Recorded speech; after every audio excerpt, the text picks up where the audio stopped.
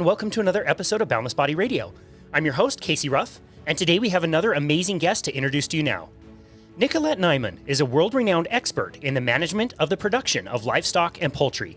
In recent years, she has gained a national reputation as an advocate for sustainable food production and improved farm animal welfare.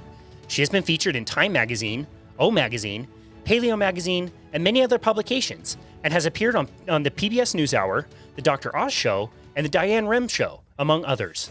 She has spoken at Yale, Stanford, UC Berkeley, and numerous other universities, and was just one of 23 speakers from around the world at the 2016 Nobel Week Dialogue about food in Stockholm, Sweden. She is the author of The Righteous Porkchop and has written for numerous publications, including the New York Times, the Wall Street Journal, the Los Angeles Times, the Huffington Post, and the Atlantic.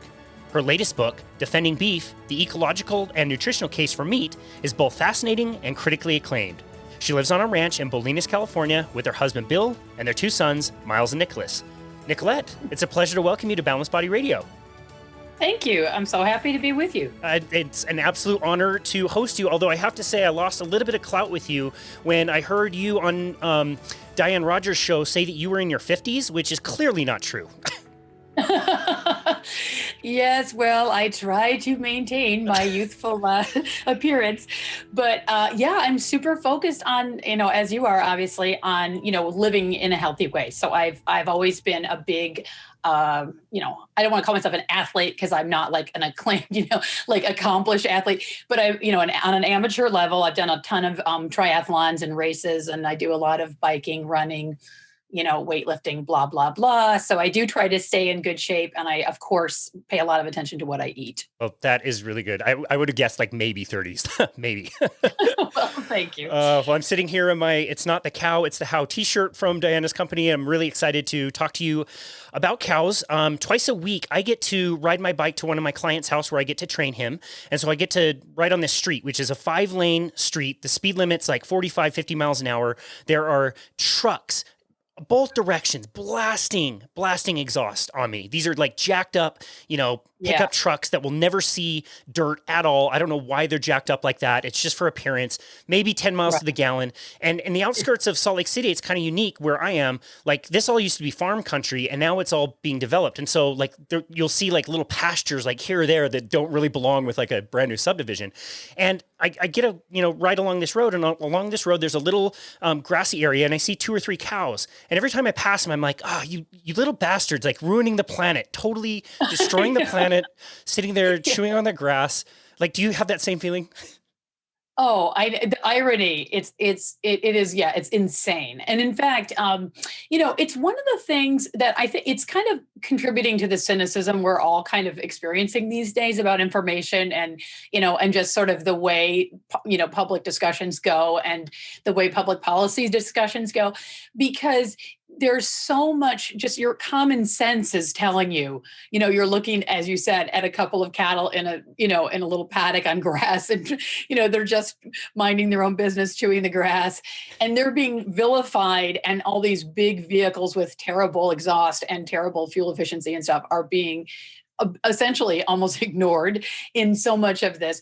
And, one of the things that I did when I started, researching and writing, I wrote an op-ed for the New York Times quite a few years ago about climate change and about the way there was this inordinate attention being paid to livestock. And that was when I first started really digging into it. And I realized there was, if you just look at any charts, whether it's about world emissions or domestic emissions in the United States or anything, all of agriculture is a pretty small portion of that. It's in the US, it's about 10% of the global warming emissions that are from all of agriculture combined. And a portion of that is all of the ruminant animals. And then a portion of that is cattle. So even just looking at the raw data from, the Environmental Protection Agency. So that's our official government agency that tells us how much, emissions there are in the country. If you just look at those inventories, it tells you cattle are just a very small portion of the emissions. And that data does not even take into account the mitigation that you get from the carbon that they're sequestering by, in the soils through their bodily actions. But, whenever you have livestock on grass, they are basically consuming the vegetation. And then, of course, they're returning urine and manure back into the soils. And there's a lot of really good research, as you know, Casey, because you've seen my books, from around the world that that has now documented that you get a lot of carbon stored in the soil through the presence of those animals. Those animals are actually triggering a lot of carbon going back into the soils. And now there's a lot of really good research that's really trying to quantify how much of that and there needs to be more, and there is more happening, but there's been already some very good research done showing that the total amount of carbon going into the soils when they're well managed can actually be greater than the complete output of gas emissions, including any form of carbon like methane. So you can actually have not just carbon neutral beef, but you can have carbon negative beef when you do it well. But let's say you're doing it badly, and let's say you're not managing the cattle well on pasture, and let's say you're grain feeding them, and the things that are more intensive in terms of emissions potential. It's still a relatively small amount of emissions. And we can talk about this in more depth, but in the books, I talk a lot about methane and why the whole methane emission issue has been so misunderstood. But basically, any common sense review of this, and all of the climate scientists know that cattle are a really small part of the whole global warming picture, and that by far the largest portion of the world's emissions are from fossil fuel emissions, and especially things like obviously transportation is a huge piece. And there's actually been really good, really interesting research that's just been published in the last few weeks about methane emissions that are basically leaks coming out of all kinds of natural gas production from around the world, which hasn't even been measured and isn't regulated in Europe and in the United States. And there's some really good studies that just came out in the last few weeks showing that those are huge sources of emissions. So you have all this ridiculous, you have this tremendous body of evidence showing that cattle are actually a really small piece of the whole problem. And there's this unbelievably large amount of attention being paid to it, So when I had a conversation with a physicist at Oxford University, Dr. Miles Allen, who I talk about quite a bit in my book, who's an expert on methane emissions and global warming. And he told me he was incredibly frustrated by the amount of attention being paid to beef and cattle, because he said everybody knows that's a very minor issue, and the much greater issue is the industrial emissions and particularly the fossil fuels. So, like you said, you're driving by and you're seeing these cattle on your bicycle, and you're also being surrounded by these, these large vehicles that are spewing, all kinds of, pollutants into the air, and everybody's talking about the beef. It's kind of silly. It's crazy. Like you said, it's like common sense. Like I would rather ride my bike around a pasture and get blasted by cow belches than I would some of these trucks, like clearly. But you're right. Like your book is so fascinating. And, this is a concept that's not really new to me, but your book like really deep dives into all of this data, everything that's being ignored or shoved under the rug, or it's like inconvenient for them to change the way they've done things. And so all of this like makes it onto some stupid documentary that makes it onto Netflix with a bunch of cute cows, and everybody gets such misleading information from that. It's such a shame. It's such a bummer. I can't stand that. Well, I think, I have this larger now. I was on the city council for the city of Kalamazoo in Michigan, which is a town of about 80,000 people. And I was on that for 2 terms when I was in my 20s and early 30s. And at that time, I was quite young, and I thought of public issues in a certain way. And now, it's like 25 years later, and I've learned a lot in the past couple decades about how public issues work in terms of how they evolve and how the discussion goes. And one thing I've learned is there's a tremendous amount of attention often being paid to kind of small things that are kind of, for whatever reason, there's a hook, there's a kind of public hook that gets people excited about it. And then, it's a kind of a charismatic issue for whatever reason. And then it kind of things tend to balance out over time. There's a little bit more, counter information that comes in, and there's more reflection that takes place, and there's more critique. So, but one thing I've realized is with social media and with the way, the Cowspiracy documentary that I think you were just referring to, that was actually funded by, basically crowdsourcing. And so you had a lot of vegans that came together and put their money into it and funded it. And, the way a documentary would have been filmed and funded 20 or 30 years ago would have been a different process. You would have had an idea presented to foundations, and they would have looked at it and they would have made sure that it was balanced and sensible, and then there would have been a whole kind of review process to make sure, yes, this is a legitimate thing, right?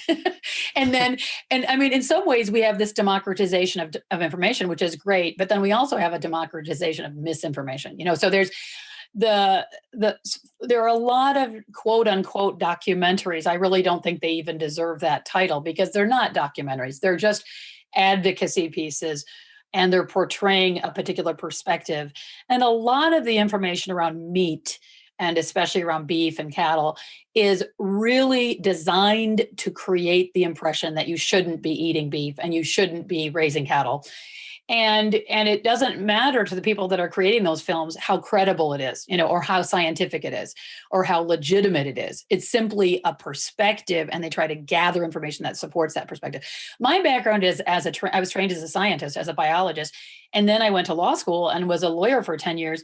So my whole background is about, okay, how do we discern things? How do we find the most credible information on any given issue? And I really believe in that. So I'm involved directly in raising cattle now, as part of my, that's what my family does now, because my husband is Bill Niman, the founder of the Niman Ranch Meat Company, and we live on a ranch and we raise cattle and we sell the meat. So obviously people could say, well, she's biased. That's certainly a legitimate criticism. But, my background is all about looking at information, understanding what's credible and valid. And it's very important to me. Everything I've ever written is based on, legitimate peer-reviewed science and also personal anecdote from credible sources and my own experiences. So, I balance it. I have a lot of different sources of information, but I just really believe in the importance of real information. And so what I've done, in the Defending Beef book and everything I've written, is to try to really sift through the information and say, well, here's what's credible. And when you do that, you see that there's a wildly disproportionate amount of attention being paid to certain issues. And this question of eating meat, now there's enough resources in the animal rights and vegan movement that they can just sort of relentlessly attack this whole idea that we should even be eating meat at all. And it's given more credence than it was before, just based on the fact that there's a more presence of it out there. There's more presence on social media and these, phony documentaries, and it gives it more credibility. But the facts are the same. The facts are still the same. And so I feel like what I'm trying to do in my writing is present credible information and nuance a lot of the discussion that's taking place about meat and sustainability and diet and health. Yeah, I will give you that. I will say it's fair to say, okay, Nicolette is making money because she's selling beef, so of course she's going to put this pro-beef book out there. But knowing your history, and first of all, knowing how well written that book is, you did a fantastic job. I can definitely see your lawyer background in your writing. You made like a case, almost like a Gary Taub style case, like really very well done, really interesting read. But also, it's not like you just came to this conclusion overnight. You married this dude and he's a rancher, so now you're a rancher and you're eating meat all the time. That's not really how it happened. It was kind of, you went into it like almost like kicking and screaming a little bit and learned a lot of unexpected things along the way. Can you comment a little bit about that? Yeah. Well, I wouldn't quite say I went kicking and screaming into my marriage. Yeah, that's a good point. But Sorry, it Bill. is certainly true. It is certainly true. I've been a vegetarian for a long time when I married Bill Niman, and that surprised some people, obviously. Sort of an unusual choice to marry someone who was raising cattle and was selling meat. And at that time, he was the CEO of Niman Ranch. And that's an unusual, marriage choice for someone that is a vegetarian. But on the other hand, I have this very strong background in sort of, I spent a lot of time outside in nature as a kid. I grew up near this large, like 200-acre tract of undeveloped land. And my father he's a history professor. He was a history professor. And we used to go on these long walks. He used to go out there every single day when I was a kid with our dogs. And I very often went with him, and I would go out there by myself as well with friends, and we just play out there. There were great trees, and there was a big, huge swing out there, and all kinds of amazing stuff. And it was just, it's kind of like that was the way a lot of kids grew up in that era, right? With much less supervision than kids normally get nowadays. But I had this whole kind of perspective that I had always grown up with of thinking it was important to learn about nature and to understand how nature works. And then I went to college and majored in biology. And obviously that gave me a lot more understanding about nature. And I was already involved in environmental causes as a high school, kid, and then in college. And actually that's why I became a vegetarian, because for the most part, it was because there was all this focus on the environmental impact of especially beef production. And I gave up beef first because I thought, well, that's the worst for the environment, because there was all this attention being paid to, deforestation in the Amazon, which was being connected to American beef. And actually, as I go through this in a lot of detail in the book, there's actually very little connection, if any, between American beef consumption and what's happening in the Amazon related to cattle. And, and I kind of explain in a lot of detail why there isn't really a connection there. But at the time I became a vegetarian, I thought that was true, that if you were eating hamburgers, you were causing deforestation down in, the Amazon, which I didn't want to do. So I became a vegetarian in college. And then when I married Bill, to his credit, he never tried to convert me to be a meat eater. But I wasn't really sort of kicking and screaming, as you said, into the marriage, because I actually really admired Bill for the way that he, his own ethics surrounding the way that he raised his animals. And he had created this network of hundreds of farmers and ranchers that were all following the standards that he had developed with the Animal Welfare Institute and others to make sure that all the animals were given, were well taken care of, and that the land was well taken care of. So he was actually, we had begun working when I worked for Waterkeeper Alliance as an environmental lawyer. We had worked very closely with the Niman Ranch network of farmers to use as an example of how you could do things really well and show that, meat production is not inherently bad. And when I married Bill, I came out here from New York to California. That's where I live now still. We've been married for 18 years. And I thought, well, I'll just I'll live here and be an vegetarian and stuff and not really worry. I won't pay that much attention to the ranch. I'll just kind of, do my own thing here. But what was super fascinating to me is that I got really interested in the ranch. I just couldn't kind of help myself. It's so interesting, and I kind of got drawn into it. I did little jobs around the ranch, and then I did more. And then I said to Bill one night over dinner, I said, I'd like to learn how to do everything on the ranch. And he was sort of surprised by that. But I ended up working pretty much full time for about 7 years on the ranch. And then when we started having children, I wasn't able to do that as much anymore. And I was writing books and, blah, blah, blah. So I didn't continue to do it full time after those first 7 years, but I learned a tremendous amount during that time. And I'm really grateful that I've had that opportunity to, really get the firsthand actually working on the land and with the animals every day kind of experience that farmers and ranchers have. And that has really helped me to understand the frustration that so many people in agriculture feel about how, a lot of the public dialogue that's out there surrounding meat, because it's their daily experience is so different from what they're hearing, the way they're hearing themselves talked about, right? In the mainstream media. Mm. And so I kind of feel like my job now is to be the voice of, sort of sensible animal husbandry and meat production, and with someone that has all those different backgrounds, as a biologist and an environmental lawyer and a rancher, and then former vegetarian, because I did start eating meat again about a year and a half ago. Wow.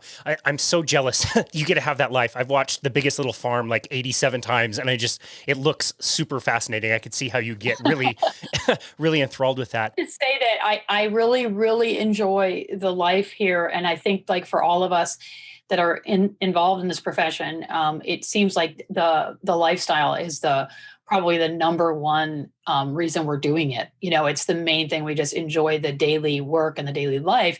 And having two young sons now, I could not imagine a better place to raise children. That's awesome. So we're great, really grateful. Wow, that's amazing.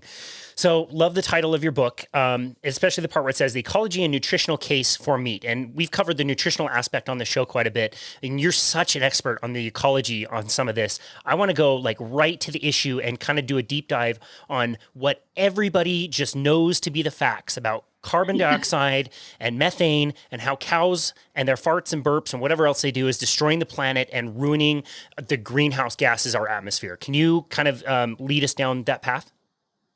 Yeah, well, I think first of all, it's been interesting to watch the way people in agriculture are viewing the whole climate change issue. And I think 10 or 20 years ago, there was a lot of skepticism within the farming and ranching community about climate change. And I think that's changed pretty dramatically. I would say 10 years ago, there was less skepticism, but there was still quite a bit. And I would say today, there is still some skepticism, but I think the vast majority of people in agriculture now would agree that there is human-caused climate change and are recognizing that there's an opportunity for agriculture to be practiced in a really different way that could be helpful to climate change rather than, contributing to it. And it's strange, again, that, kind of thinking about, how public issues are talked about and what gets attention. It's really strange how much attention cattle have gotten in this whole question, because the reason there's so much attention on cattle is because cattle have this very unique digestive system, which is multi-chambered, and they have this very large population of microorganisms, bacteria and fungi and protozoa and all kinds of things. It's a very diverse population of microorganisms that live. And this is actually kind of similar to humans, but they have it in a more extreme way in the cattle digestive system. They have this ability, cattle do, to eat what is essentially inedible vegetation, for most of the rest of the, animal kingdom. And so they can just basically live off of grass, which is not something, humans cannot do that at all. In fact, you would starve to death very quickly if you tried to live off of grass. So, but because they have this very evolved digestive system that allows them to do this, they also they're basically breaking down cellulosic vegetation that's I came up with an analogy at one time that I think is helpful for people. Termites have a similar kind of system. So they're like little tiny cows. They have the ability to eat wood, which is, again, something we all think of as, well, that's not really edible, is it? And for most animals, it's not. And for humans, it's not.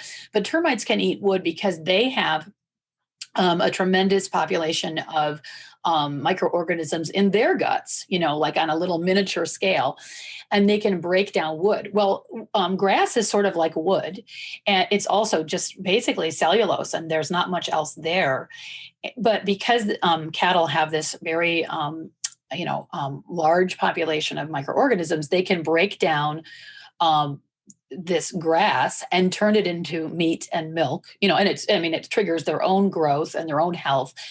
And there's really interesting research showing that the more diverse the pasture is, the healthier they're going to be, and the better able to avoid disease or even self-medicate against disease if they have, access to diverse pastures.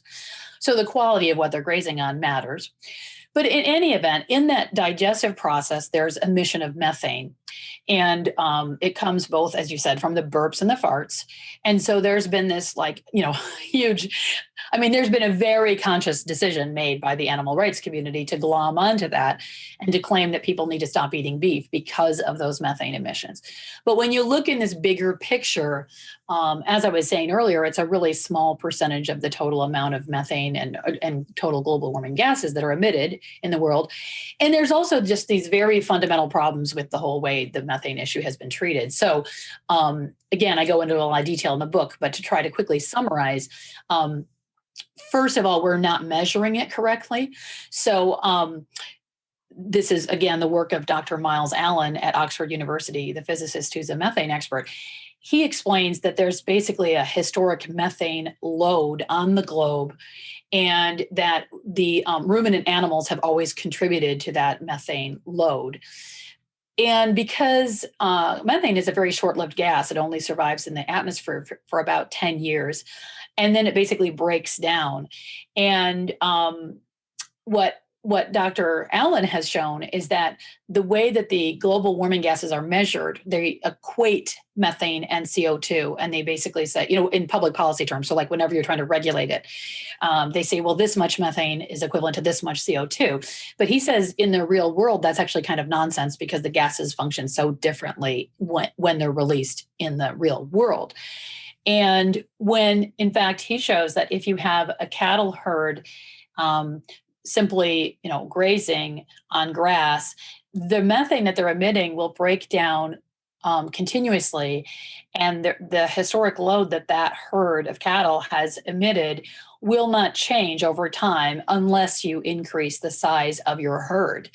And he argues that we need to use a totally different system for talking about methane, because there's actually no global warming effect if you simply maintain the size of the herd, whether it's on your ranch or globally or domestically, whatever area you're talking about. So just right from the start, we're measuring methane wrong. We're treating it inaccurately from a scientific perspective. And I go through a lot of detail about the argument about that in the book. And then there are many other questions surrounding methane. There's no actual parallel between either domestically or internationally between the size of the cattle herd and the amount of methane that's in the atmosphere. And part of this is because, as I was just saying, there isn't really a good argument that shows cattle herds actually contributing to global warming.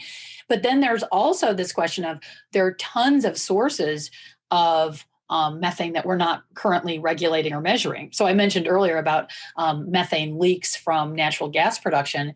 And like Dr. Robert Howarth at Cornell University, the Methane Project, he's shown that even methane that was once claimed to be from cattle, if you look carefully at the satellite data imagery of methane emissions around the US and around the world, it does not in any way correlate to cattle populations. As he says, actually, this really should be attributed to natural gas production. And as I mentioned a few minutes ago, there's been recent research in Europe that was just released that had for the first time actually measured the amount of methane leaking from natural gas production facilities. And it was huge amounts, and none of this had been previously measured or regulated. So there's just this, there's a huge problem with the way that methane is being, measured, the way its policy is being made surrounding it. And on the other side of it, too, there's really good evidence showing that if you have healthy grazing systems, you have more biological life in the soil, including methane oxidizing bacteria. And so you have bacteria that actually consume methane, and they exist in higher numbers where you have healthy grazing systems. There's just more of every kind of life in a soil where you have a healthy grazing system. And so a lot of that methane ends up being oxidized or eaten, consumed by those methane, the soil dwelling microorganisms. And there's a lot more to say about it. There's seaweed. You can put seaweed into cattle feed. That's been done in different parts of the world, and it's shown to offset as much as 99% of the methane that's emitted from cattle. There are lots of ways that this issue can be dealt with, and it's being really, sort of radically misunderstood from the start. So I just think the methane thing is basically a red herring, and it's something that has been dramatically overblown, almost manufactured. There's a seed of truth to it. There is a lot of times to these things, but it's so dramatically overblown by people that don't want us to eat meat. And that is really the problem. So, I think people need to stop thinking that methane in particular is a reason not to eat beef. Wow, that's so fascinating. I mean, I think you mentioned this in your book, like around the termites, there also live those creatures that eat the methane. Is that correct? Yeah. So going back to the termite analogy, there were studies done I think it started in the early 1970s. They began measuring, or they noticed that, there was methane emitted from termite mounds and from individual termites. And initially it was thought that this was a source of methane that had to be counted in global inventories of methane emissions, because, there are a lot of natural sources of methane emissions, not just the wild ruminants, but also swamps and peat bogs and, and basically any vegetation that has water over it for a period of time that's going to end up causing methane, because it's basically when the vegetation is breaking down, it causes methane emissions. And then subsequent studies of methane from termite mounds showed something really interesting. They showed that actually the net effect of the termite mound was not to emit methane. And that was because the termite mounds were populated really heavily by these methane-loving bacteria. And so this was really surprising to researchers initially, because they thought, well, they emit the methane, so obviously they're a source. But nature is so interesting. There's always a kind of the niches get filled. That's why evolution is so fascinating. Whenever there's a kind of an opportunity, nature fills it in. And the whole reason that in my view, why global warming is so problematic for humanity is because that we've made the change too fast. So like the trees in Europe have been shown that they actually migrate naturally over time, depending on how climate is changing. But the change is happening so quickly now that the trees have not been able to migrate fast enough. And that's why it's potentially catastrophic now, whereas previous fluctuations of the climate were things that, species could tolerate, because they could respond to it over time as the change happened. And that's right now is not happening with so many species because the change is happening too quickly. But basically, termite mounds are not emitters of methane because they have this population of methane oxidizing organisms living there right alongside the termites. And to some degree, that's happened as well with larger ruminants, with cattle. There are soil organisms that eat the methane that they emit. That doesn't fully offset their methane emissions, but it's part of the picture. And the picture is just way more complicated, than people generally want to acknowledge. I love that you mentioned nature. Like if you are, interested in watching like Our Planet or Planet Earth documentaries, you understand that like nature figures it out. And the more you leave it alone, the more it figures it out. There's something to eat this thing that could be a problem. And then this other thing comes in and it's all been sorted out. It's until like stupid humans come bumbling in and screwing everything up. But like everything just kind of works on its own so amazingly. We've mentioned carbon. Sorry to interrupt you, Casey, but I just want to say that is why modeling food systems on nature is so important, because nature, it has this incredible complexity and a way of balancing and figuring things out. But when you try to create systems that are completely in contrast to and kind of ignoring the way nature functions, it does not work. And that's what we're having a problem with now in food production. And, sort of globally with all of these human systems that we've created, we have felt that humans, like you said, stupid humans, have felt like, we don't have to pay attention to, nature's laws. We can, we're above that or beyond that or whatever. And in reality, we're part of nature. And when we I always think of the cornerstone of regenerative agriculture is thinking of ourselves as part of a complex system and understanding how to work in that system, and how do we balance things, and how do things get regenerated and reused and recycled, and what are these systems, how are they connected? And regenerative agriculture is all about trying to model nature's complexity. And that's why animals are so crucial, because animals are an absolutely essential part of nature's cycling and nature's regeneration systems. And when you think, oh, we can just create, we just need to grow plants for human food. Well, those plant systems are largely devoid. I mean, you can do plant farming well. It's not that you can't, but you can never have the type of fully regenerative system without including animals in your system. That's a great point. Lee Keith talks about this as like drawdown. You're taking more resources from the land than you can put back. And a cow is a great way to put things back. You talked about using their manure to, add carbon to the ground. Can we talk a little bit about the difference between methane and carbon and how we need to think about those two things? Yeah, well, of course, methane is made up of carbon. I mean, it's the main component in carbon and in methane. And hydrogen, basically it's carbon and hydrogen. And of course, CO2 is based on carbon as well. It's C and 2, it's oxygen and carbon.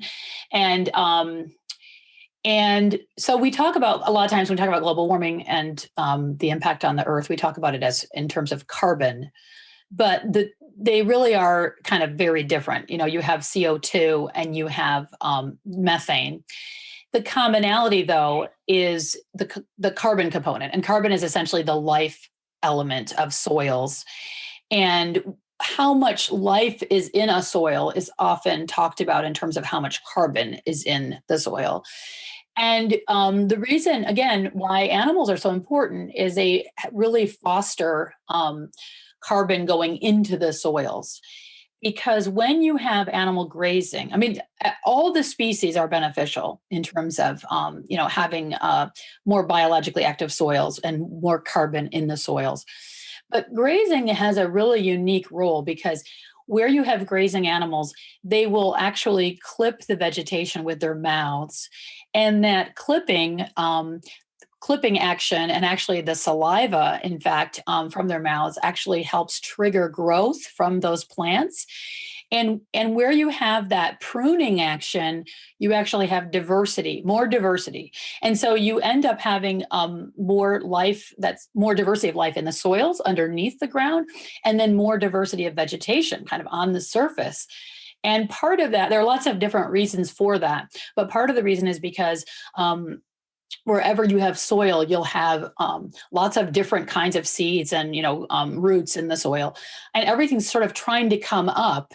And if you have one plant that's growing a lot and it's kind of dominant in a grassland ecosystem or some other kind of ecosystem, a lot of times the other plants will not have an opportunity to begin growing. Just like where you have a large tree in a forest, those smaller trees will not really be able to grow until that larger tree dies or falls down, or for some reason, loses large limbs or whatever. The sunlight will then be able to penetrate into the forest canopy, and then the smaller trees will begin to grow. And actually, I've read a couple of articles, or books rather, about forests in the last few years, and it was very interesting understanding that whole system of how that works. A grassland is sort of similar. If you have one plant that grows first in the season, because they all have different times when they would naturally grow. If you don't have the grazing animals come through, you will have a dominant plant that starts first, and then much less opportunity for the other plants to begin growing. So one of the things that happens when grazing animals come through is they actually create growth opportunities for other types of plants. And that's one of the reasons you get a much more diverse ecosystem. So you get with those with the growing vegetation, they actually, through photosynthesis, will pull the carbon into the plant and release it from the roots. But it's much more complex than that. There's a whole microscopic process that happens where the plant actually exchanges the carbon for the nutrients that it needs, and it gets it from the soil. And there's even a substance called glomalin, which was discovered by two USDA soil scientists. One of them was Dr. Christine Nichols. They were both women, interestingly. And Dr. Christine Nichols continued a bunch of research on this at USDA and then at Rodale Institute. And she's shown in her work how glomalin, the substance that coats the roots, actually facilitates the transactions that happen between the plant and the soil so that the plant gets the nutrients it needs and the soil gets the carbon from the photosynthesis that happens. Wow. And all of this is fostered by grazing and by the pruning that happens and everything we're just talking about, but then also by the watering and the addition of microbes and nutrients that are in the manure. So there's a lot of evidence from around the world that where you remove grazing from an ecosystem, you actually lose a lot of the life in the soil. And there's also really good evidence that this is kind of very well acknowledged by everybody in the soil community, where you do crop production, you're causing, the plowing does tremendous damage to that whole system of below ground roots that are doing all these exchanges and all the life that's happening there. And it basically makes the life system below ground much more difficult. It basically kills a lot of the life that's down there. So whenever you have cropping systems, it's much harder to have all of these exchanges that are happening. So this is why grazing is so important. And rather than fertility being added through chemicals, which are all fossil fuel-based chemicals, you actually have a natural source of fertility and biodiversity and returning moisture and helpful bacteria through the digestive tract of the grazing animals, cattle in particular. And this is the way we need to be thinking about these things, thinking of them as systems and how everything's connected, rather than just these really oversimplified messages, like, oh, cattle burp, therefore they're bad, right? It's all about nature. It's all about understanding nature's complex systems and trying to recreate those in our food systems. And the grazing animals, cattle in particular, are an extremely important part. Wow. Well, speaking of humans thinking we know more than nature, we are inventing fake meat, plants that are designed to taste akin to meat. I don't know. I'm never going to try it, but what is going on there? What? I don't know. Question to ask. Like, why are we trying to create meat, and what kind of impacts on the climate does that have?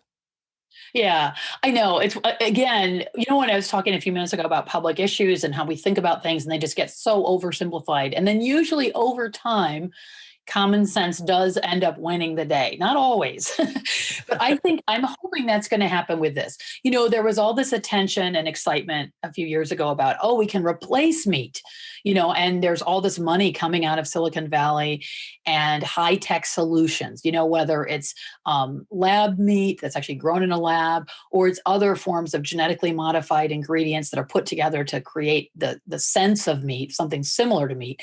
And there's been a lot of claims that these things are both more ecological and healthier, and I've written about this both, I've written some articles about this and I talk about it quite a bit in the book.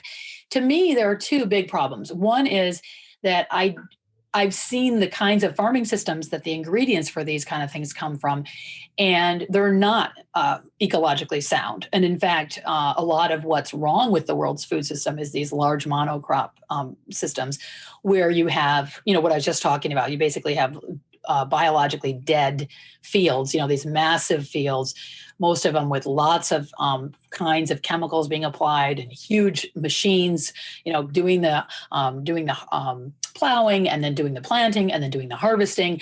And then these crops need to be, dried, transport, whether you're talking about soy or wheat or whatever the ingredients are, there's many steps along the way before it gets into the point where it's an ingredient for these fake meat burgers.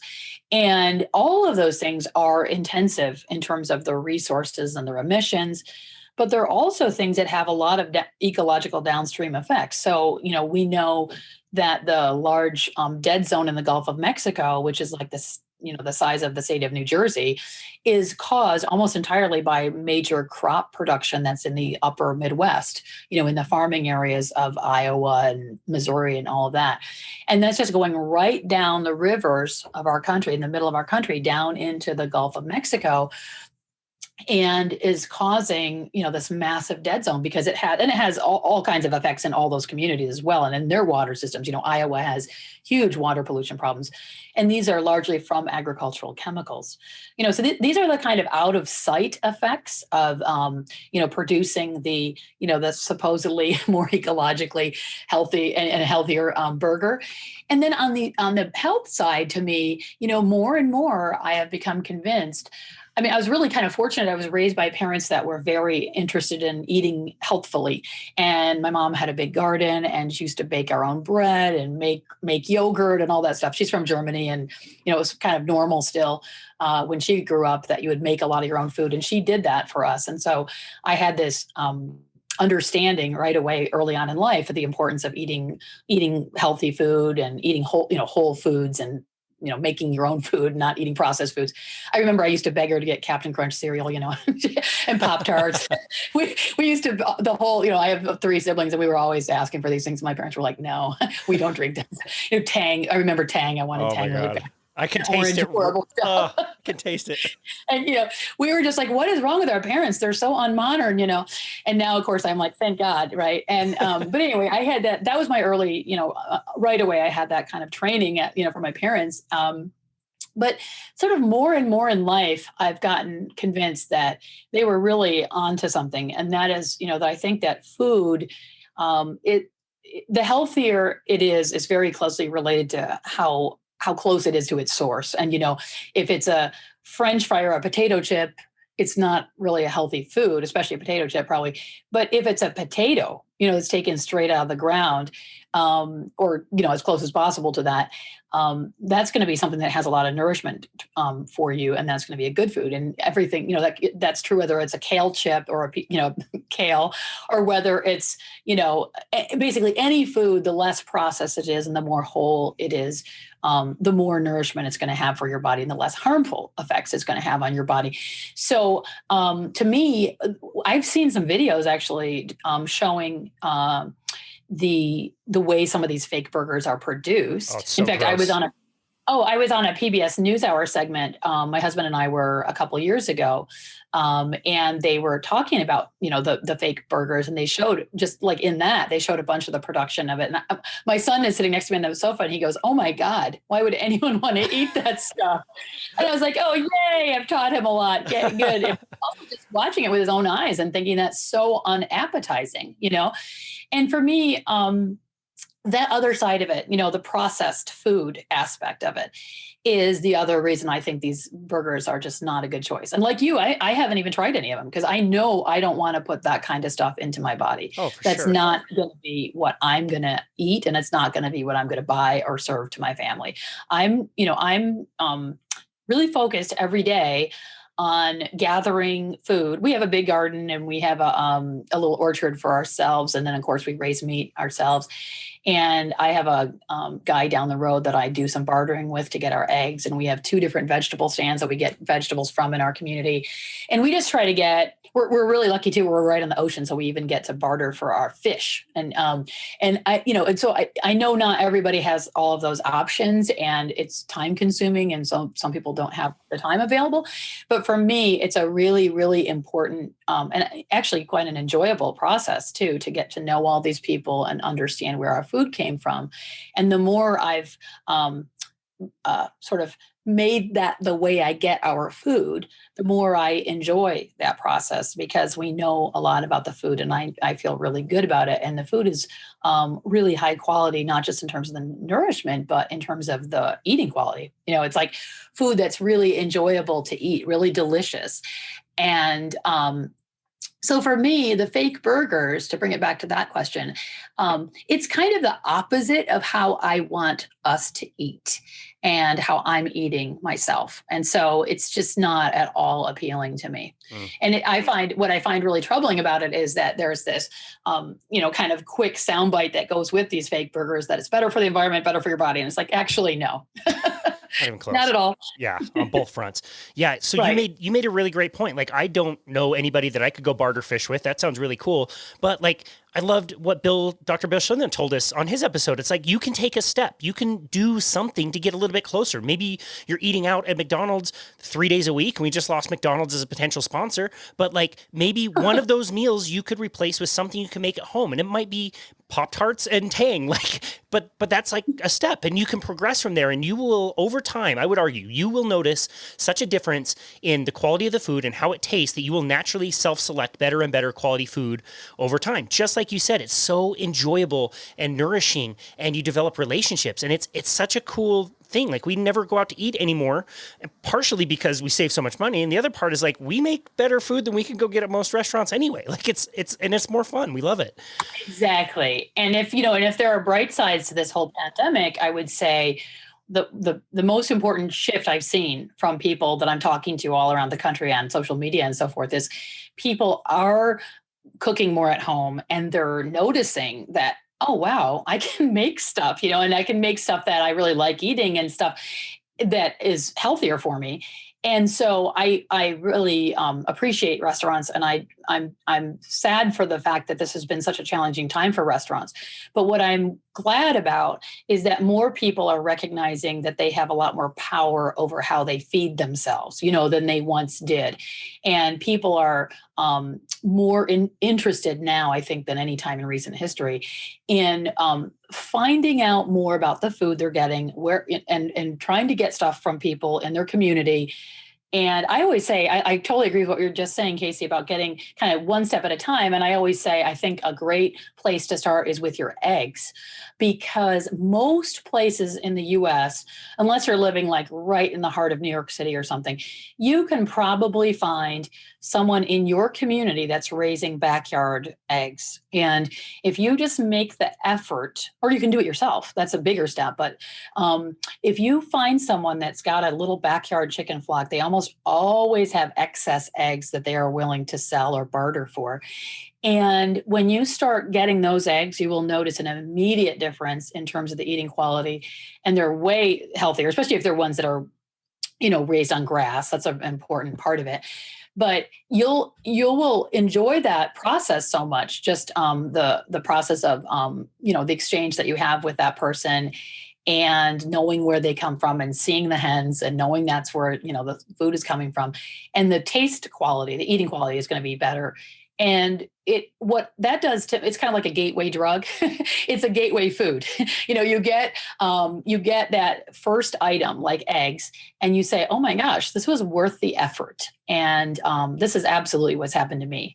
More and more of my diet has been stuff that I get directly from the source, because I realize every time, like, oh, this tastes better. I enjoy eating this more. My family likes this better. It's worth the effort. And so it's a gradual process, an evolution. Yeah. Wow. That's great advice. Starting with eggs. I love eggs. And you're absolutely right. Like, all the way down to like the color of the yolk. It's not even like the same food. It's so different. Exactly.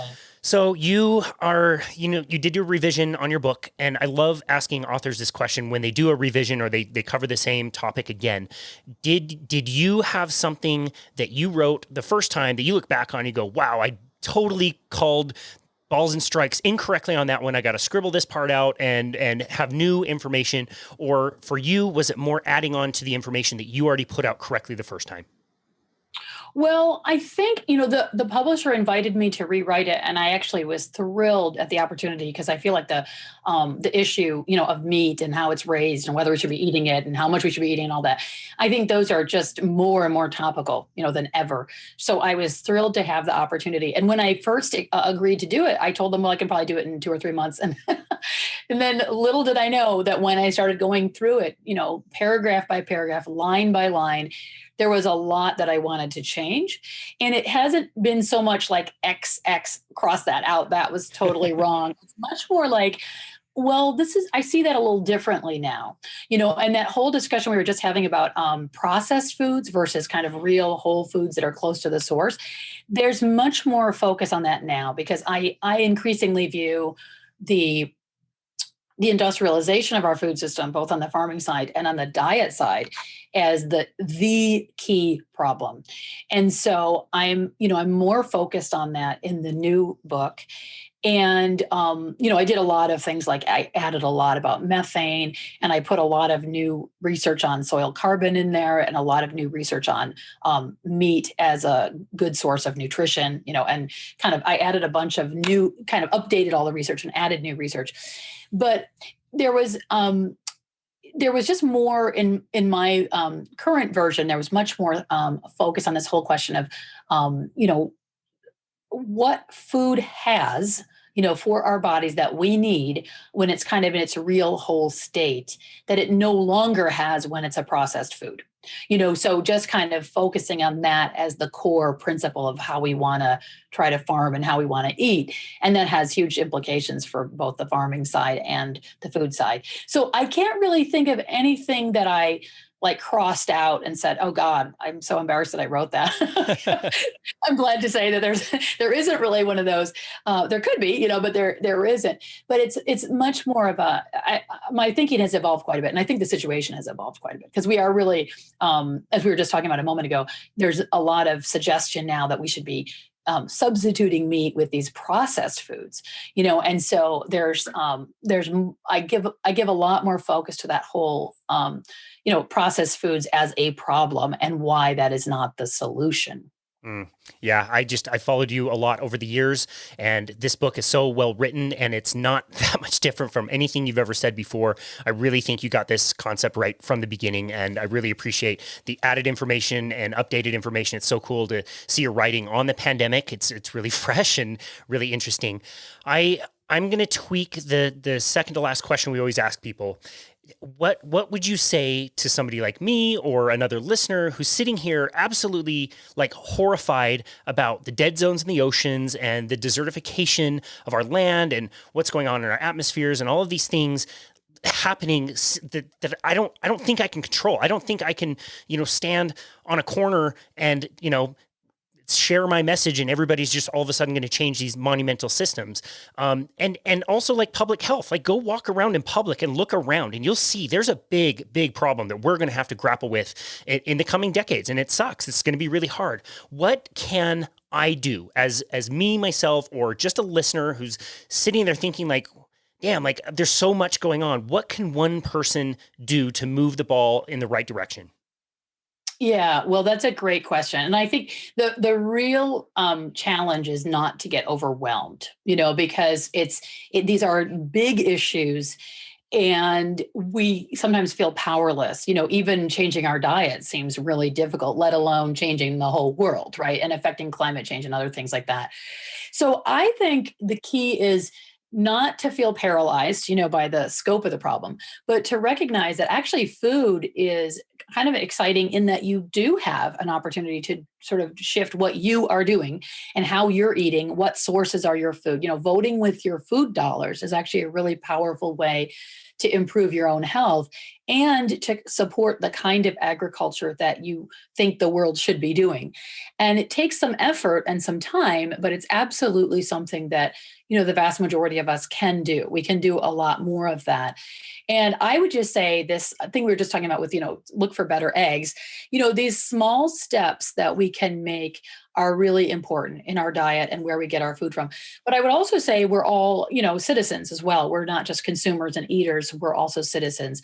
And so I always take the opportunity whenever I have any interaction with, elected officials. I always talk about food and farming and the connection between good health and good food and good agricultural systems. And I think all of us should embrace those opportunities. And, of course, Congressman Tim Ryan from Ohio really made regenerative farming and the connection between health and good farming practices and healthcare and the cost of healthcare. And he connected all those dots in the primary season of the presidential election. And I thought that was one of the most exciting things I've seen happen in recent years in the public sphere, because I had never heard any elected official talking like that before. So I think there's there's a lot of opportunity for each of us that care about the stuff we've been talking about today to just have that conversation with our elected officials whenever we're interacting with them. Just let them know, hey, we care about regenerative food. We care about regenerative farming. And there's, for example, there's been a law that's been reintroduced for years in the Congress and has never gotten enough support to pass, just to make it illegal to continuously feed antibiotics to livestock. And that's something the European Union outlawed a long time ago because it's known to cause public health challenges and to be bad for the environment. And we still allow that in the U.S. But if that kind of antibiotic usage is outlawed, then it levels the playing field for all of the farmers and ranchers. And you don't have some people doing it, some people not doing it. And you don't have to have all this cheating and all this worrying about cheating that does take place right now because nobody's allowed to do it. And that's the kind of legislation that can happen. So we do have public policy things that can be done to help, but we also can, just seek out food from our local sources.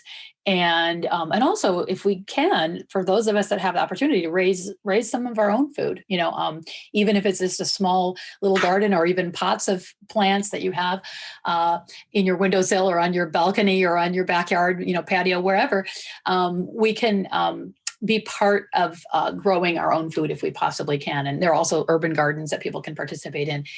All of these avenues are good ideas. Follow every opportunity you get to be part of the process of creating your food and procuring your food, rather than just going into a grocery store and filling your cart and checking out and bringing it home. And especially preparing processed food or heating up the takeout. Those are things that are okay too, but not as your dominant daily way of eating. Do as much as you can of foraging your food, growing your food, and getting food directly from farms. And you'll find that there's just so many different kinds of rewards for doing that. So that's my main piece of advice for people. I love that. That is amazing advice. What a great way to end this conversation. Nicolette, where would you like people to go to find you and find your work? Well, I have a very active Facebook and Twitter handle at Defendingbeef. And so people can look for my, updates there. And of course, my book is available from the publisher, which is Chelsea Green Publishing, and on Amazon. All of my books are available on Amazon as well. So obviously I encourage people. And also, if you just Google my name, you'll see a lot of the other writings I've done for the New York Times, Wall Street Journal, et cetera. And there's lots there that people can look at if they want to follow up on any of the stuff we've been talking about today. That's awesome. I highly encourage the listener to take Nicolette up on that offer. Go do some Google searching, buy her book. It is really a very interesting and thoughtful and well done piece that will get you thinking very, very differently about your food. Nicolette Niman, I really so much appreciate you and all your work and everything that you've done and the message that you're sharing, the books you've written. Everything has just been so awesome. We're so grateful for all the work. As we were talking before this interview, all the hate that you probably get, which is so stupid. We're really grateful for you and everything that you've done. And thank you so much for appearing on our show today. It was an absolute honor to have you. Thank you. My pleasure. Awesome. And this has been another episode of Boundless Body Radio.